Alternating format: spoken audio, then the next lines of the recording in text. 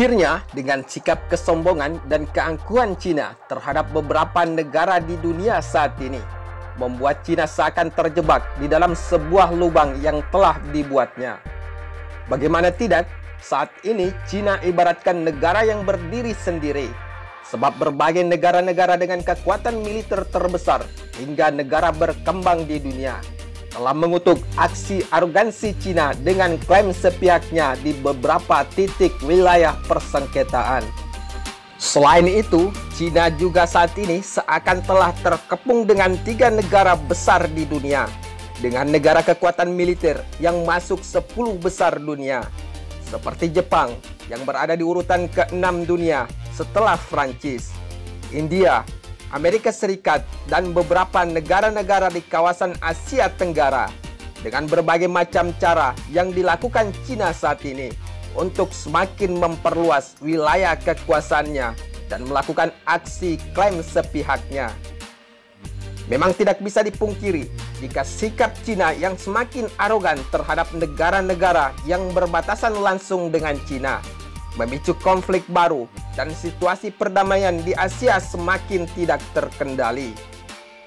Pasalnya, masalah pelanggaran yang dilakukan oleh Cina di zona ekonomi eksklusif atau ZEE Indonesia, tepatnya di perairan Natuna, Kepulauan Riau. Hal itu tentunya membuat Cina seakan terjebak dengan sikap arogansinya dengan kekuatan militer yang dimiliki saat ini. Sebab tidak bisa dipungkiri jika Cina sangat membutuhkan Indonesia sebagai penunjang kekuatan ekonominya di dunia. Selain itu, jika kita melihat sepak terjang Cina saat ini, memang seakan telah dengan sengaja membuat kerusuhan dan merusak citra perdamaian antar negara, sehingga membuat beberapa negara lainnya di kawasan Asia Tenggara seperti Malaysia, Vietnam, dan Filipina telah menyerukan untuk menentang klaim sepihak Cina yang menyebut beberapa wilayah di Laut Cina Selatan sebagai miliknya. Namun atas aksi klaim sepihak Cina yang mengerahkan beberapa alutsista tempur dan militernya di setiap perbatasan atau yang telah diklaim sebagai wilayah negara kedaulatan Cina, membuat beberapa negara-negara di Asia Tenggara bergejolak. Apalagi baru-baru ini, Filipina menuduh kapal Cina telah melanggar hukum kelautan atau zona maritim dan menabrak salah satu kapal milik Filipina, sehingga menyebabkan kapal itu tenggelam serta membahayakan 22 nelayan di atas kapal tersebut.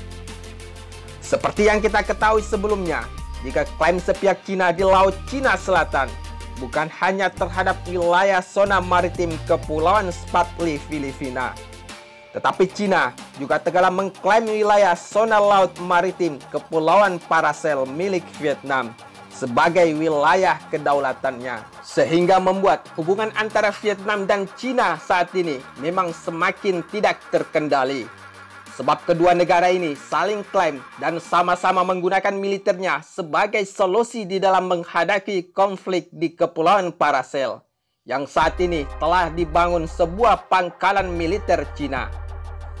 Namun, sebenarnya persetegangan antara militer Cina dan Vietnam di wilayah tersebut bukanlah yang pertama kalinya, sebab pertempuran yang telah memakan banyak korban para tentara Vietnam dan Cina di wilayah itu telah terjadi sekitar 40 tahun yang lalu.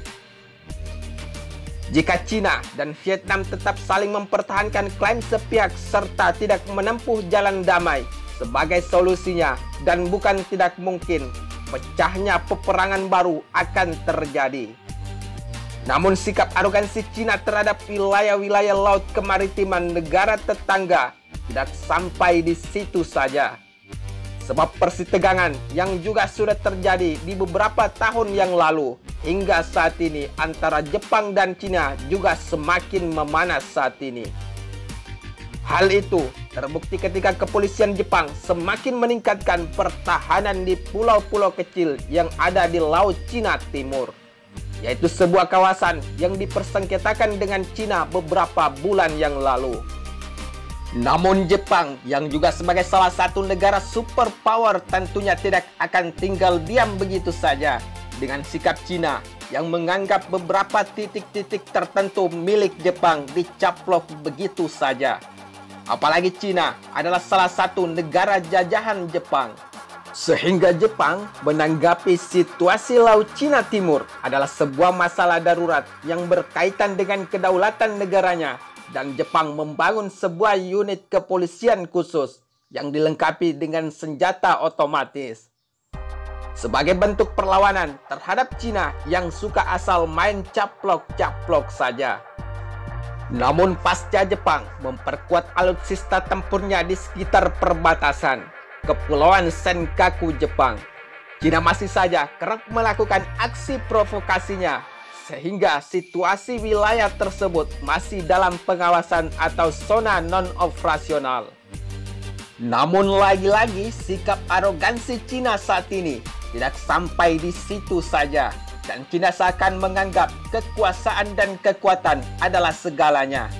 Serta Cina seakan menganggap jika kekuatan militernya dan kekuasaannya saat ini sudah mampu menundukkan semua negara kecil hingga negara militer terkuat di dunia, karena menganggap dirinya berada di atas angin saat ini. Selain itu, sebelumnya pihak kepolisian Jepang telah meminta agar ada penambahan pasukan dalam anggaran untuk tahun 2020 ini, dan menambah 159 pasukan untuk membendung aksi manuver Beijing di Laut Cina Timur. Seperti yang kita ketahui sebelumnya, jika sikap arogansi dan aksi klaim sepihak Cina dengan seenaknya mencaplok wilayah negara lain telah dilakukan terhadap Jepang, negara-negara di kawasan Asia Tenggara, namun ternyata sikap Cina untuk semakin memperluas wilayahnya dengan menggunakan aksi militerisasi seakan tidak terhenti sampai di situ saja. Sebab baru-baru ini Cina kembali melakukan aksi klaim sepihaknya terhadap wilayah perbatasan India dengan Cina di Sikkim atau di sekitar pegunungan Himalaya. Namun, selain terlibat saling klaim, saat ini tentara Cina dan India juga telah saling serang, sehingga dapat mengakibatkan gesekan fisik yang menyebabkan tentara India terluka akibat adu jotos kedua tentara penjaga perbatasan tersebut. Alhasil, pasca kejadian itu, saat ini kedua negara semakin meningkatkan tensi kewaspadaan. Sebab tidak menuntut kemungkinan para tentara India akan melakukan serangan balasan terhadap penjaga perbatasan Cina saat ini. Namun yang pastinya, kedua belah pihak saat ini telah mengirim bala bantuan dan alat berat ke zona tersebut untuk saling mempertahankan wilayah yang diklaim sebagai wilayah kedaulatan kedua negara masing-masing. Bahkan tampaknya kedua negara ini tidak tanggung-tanggung untuk mempertahankan wilayah zona kedaulatannya. Sebab mengutip dari beberapa sumber media informasi terpercaya, jika tentara PLA Navy Cina saat ini telah mengirim 70 pasukan ke wilayah perbatasan tersebut. Sementara India sendiri mengaku telah menugaskan 400.000 jumlah tentaranya yang sedang melakukan pengawasan ketat dan tanpa kompromi. Namun, selain kedua negara superpower ini telah mengerahkan sebagian besar pasukan di wilayah perbatasan, India dan Cina juga semakin memperkuat posisinya dengan pengerahan alat berat atau tempur di wilayah konflik. Tentunya tidak bisa dipungkiri jika situasi wilayah tersebut rawan akan terjadi pertempuran.